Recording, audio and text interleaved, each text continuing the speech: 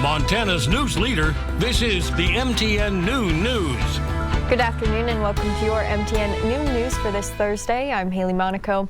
Now, with a day standing between now and November 1st, Democrats on Capitol Hill are sounding the alarm about SNAP food assistance benefits not going out on Saturday. The government shutdown is entering day 30, and Congress previously approved more than $5 billion for a contingency fund to keep the SNAP program going, but the Trump administration says it will not tap into that reserve. It's a decision that will affect tens of millions of Americans. More than 24 states are now suing to force the administration to fund the program. Doing this on purpose. It is deliberate. It is intentional. They have the funds. They're just not using them. President Trump was asked about SNAP benefits during his trip to Asia and insisted they would, in his words, get it done, but not until the government is reopened. The Congressional Budget Office now estimates the shutdown may have already cost the economy up to $7 billion. Now, one Billings woman is speaking out, concerned with the future of her family and how she'll feed her children without the adequate funds. MTN's Charlie Kleps reports it's a very real fear, but one that a local nonprofit hopes to solve. I want to do right by my kids. For single mother Liliana Munn, nothing is more important than family. I want to give them the best opportunities that I can. But providing for her 2 children comes with sacrifices. I actually work 3 jobs right now. Heavy hours keeping her busy and oftentimes hungry. Didn't eat a whole lot 2 weeks ago because I was trying to make sure I scraped up the last bit of what we had.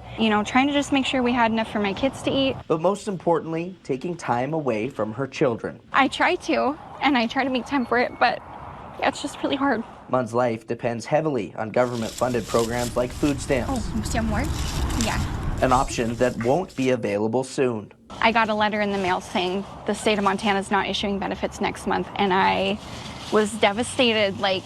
I was already budgeting, and now I have to budget even harder. That letter, part of the nearly month-long government shutdown, a time riddled with uncertainty. This is a federal program, and we need the federal government to fund it. On Tuesday, more concerns as Governor Greg Gianforte explained Montana won't help temporarily fund the program. Without any promise of reimbursement, there's really no way for the state of Montana to do that. It feels like I pulled myself by my bootstraps so much that they're breaking. But at Billings Family Service, there is hope. So we can see the increase. We know we'll see an increase, but we're committed to helping our community. Executive Director Ryan Kramer says his organization is trying to help fill plates. If the government shuts down and they're not going to take care of individuals in need, that we have to be the people who are doing that, and we'll make sure that we feed everybody in Billings. Kramer says so far the response from the community is huge, as is the norm around the holidays. The nice thing is that's when our community really does come together because they really want to support those in need. Donations appreciated by parents like Munn, who remain dedicated to what's most important.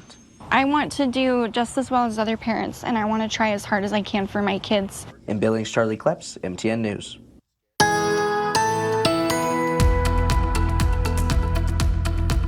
Let's start off with a live shot from around Missoula. Got plenty of sunshine, but it's been slow to warm up. We're only at 31 degrees with a very calm wind, but the humidity's also been high. We've had areas of fog to get started here today. A look out towards Lewistown, where temperatures are in the 40s and just a little bit of a breeze. Shift over into the eastern plains of Montana and a look over towards Miles City. So moving from one end of the state to the other, all of a sudden we go from the 30s to the 40s to the 50s, but we also have wind gusts topping 30 miles per hour. The eastern plains will have more wind this afternoon, but the rest of the forecast, we'll have that in a few minutes. Here's your leading look at some other top stories from across the state. A Billings teenager accused of beating a man to death in the Heights will be tried as an adult. A judge ruled Tuesday the case will not be moved to youth court. So Bryce Blackburn was 17 in June of 2024 when he allegedly killed 55-year-old Dennis Osborne. In her decision, the judge cited Blackburn's extreme violence and lack of judgment, saying youth court wouldn't provide enough time or resources for proper rehabilitation. A new trial date has not yet been set. Montana food banks are about to get a meaty boost. Thousands of pounds of pork rounded up from a herd of out-of-control swine. While investigating a bear conflict in Phillips County, officials stumbled upon 100 pigs running loose near Malta.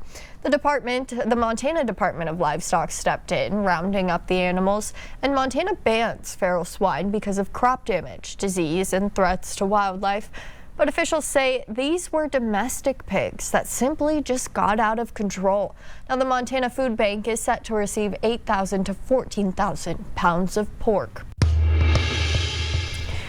An addiction treatment center here in Billings is expanding west. Gallatin County recently named the drunkest county in the country by the Centers for Disease Control.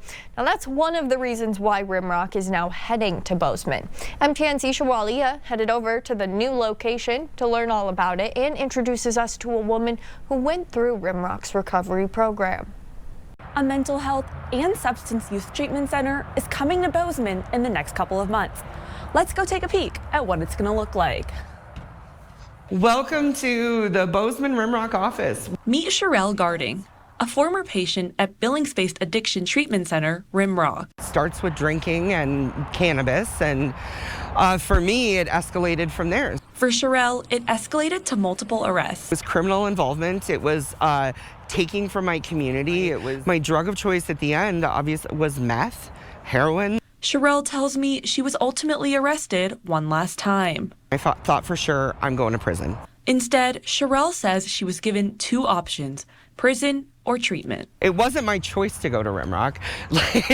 It was put in front of me, and it was the lesser of two evils. So I chose treatment. Yeah, and I am so thankful that I did. Sherelle's story didn't stop with going to treatment in 2017. She tells me it was a struggle that had her kicking and screaming and led to her inpatient treatment being extended to 90 days. I was never like this compliant person and yay, let me figure this out. Flash forward to 2018, Sherelle was out of Rimrock and thriving. I had excellent counselors that taught me how to dig deep. We had unresolved traumas that I had never worked through before. In fact, Sherelle says she liked it so much, she came back to Rimrock to work as a peer support specialist in 2019. And now I'm in leadership roles. Now, the Billings-based treatment center, which Sherelle says is the largest in Montana, is coming to Gallatin County. Bozeman, I think, is trying to rally around its most vulnerable and figure out how to provide services to the people that need it the most. And Rimrock is excited to be a part of that solution. The expansion comes after Gallatin County was named the drunkest county in America by the CDC. This is our first expansion outside of Billings in our 50-plus year history. We're going to Bozeman to meet a clear need. One of those needs, according to CEO Jeff Keller, the HRDC's warming center, conveniently located less than a mile away. Being close to the HRDC will allow us to help the demographic that a lot of folks are overlooking. The Bozeman-based Rimrock Center will be outpatient only and plans to open around December 1st. In Bozeman, Isha Walia, MTN News. The Montana Rescue Mission has gotten about 20 applications so far to fill the role of executive director. Now, the position has been open since mid-September when now former executive director Matt Lundgren was removed by the board. Board members still are not telling MTN News why that decision was made. This job posting has a salary of $100,000 less than what Lundgren was being paid. Board member Eric Peterson says the difference is because Lundgren was in charge of the capital improvement project, which was similar to having a second job. Now, Lundgren was on a 90-day sabbatical when he was notified of the board's decision to move in a different direction.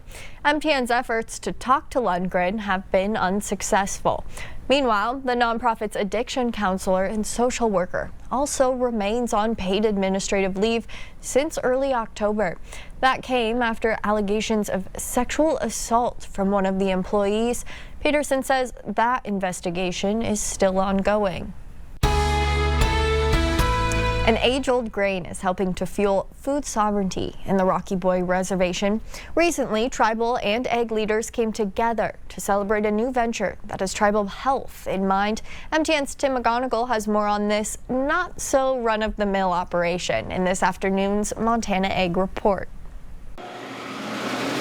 A project almost a decade in the making is providing food sovereignty on the Rocky Boys Reservation. It's the ability to take care of our own people with food. 1, 2, 3.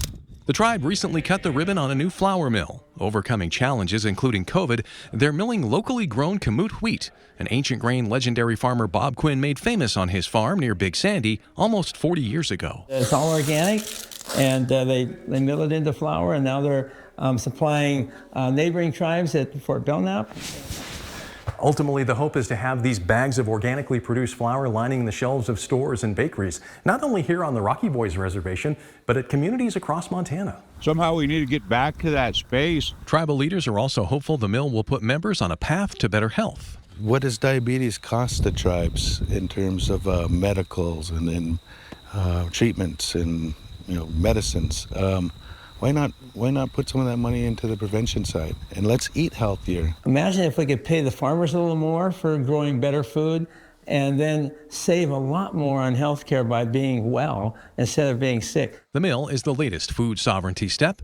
With more than $30,000 in grant money lined up, a bakery might not be far behind. We've already got orders. We didn't even make any bread yet, but we've already got people wanting orders, so it feels good. I'm so proud of you guys for investing into your future, into your kids. State ag leaders call the project a great example of value-added agriculture. We have the farmer here that's growing the grain.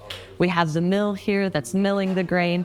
We have them working on creating the flour that's going to create the bread. That is value added. With the operation based on campus, the tribe is cultivating the next generation of entrepreneurs and ag leaders. We want to build a whole curriculum around food. We want to build a whole curriculum around the kamut, the agriculture industry, to grow our own foods here. Near Box Elder on the Rocky Boys Reservation, Tim McGonigal, MTN News.